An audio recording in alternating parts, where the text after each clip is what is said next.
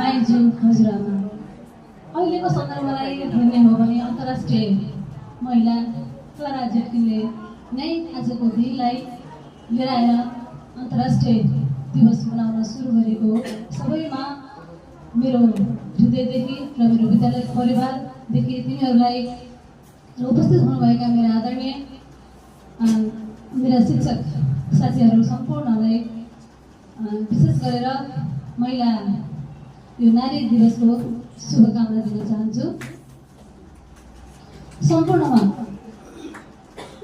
शुभकामना छ। आजको दिन एउटा हामी कठिन क्षणमा उभिएका छौँ। वास्तवमा विदाई भनेको कोहीसँग छुट्टिनु हो, हामी सँगसँगै नरहनु हो। तर यसो भन्दैमा यो भावुक क्षणलाई चाहिँ अझ उथुल पार्न चाहिन।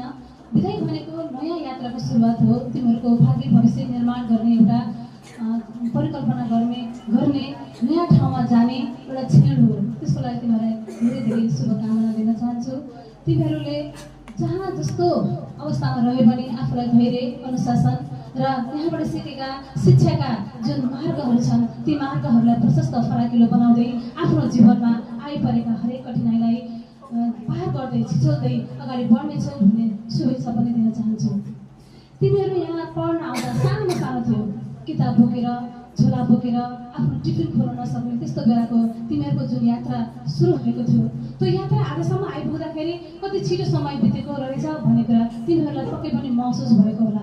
यो महसुस तिमीहरूको जीवनमा तिमीहरूलाई शिक्षकले दिएको सिकाइ, शिक्षा र साथीभाइको एउटा मेलमिलाप, अभिभावकले दिएको तिमीहरूको समय र पैसाको जुन योगदान छ त्यसलाई पक्कै पनि कदर गरेर समाजमा आफ्नो पहिचान बनाउनेछौ, घर परिवारलाई सुख शान्ति दिनेछौ र हाम्रो विद्यालयको पनि नाम उज्जवल गर्नेछौ।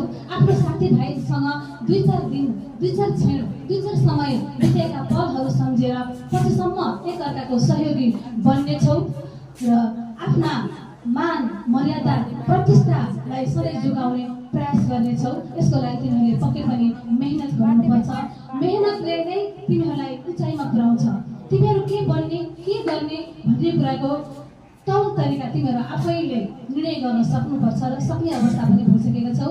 19 वर्षमा नै पृथ्वीनारायण शाह पनि एउटा राजगद्दीमा बसेका व्यक्ति थिए। त्यसकारणले गर्दाखेरि त्यो बेलासम्म तिमीहरूले केही गर्न सक्ने, सही निर्णय लिन सक्ने क्षमतावान बन्नु मेरो शुभेच्छा छ र सबैलाई शैक्षिक उत्तरोत्तर प्रगतिको कामना गर्दै आजको थोरै मेहनतले तिमीहरूको भोलिको उज्जवल भविष्यलाई चाहिँ निर्धारण गरिदिन्छ।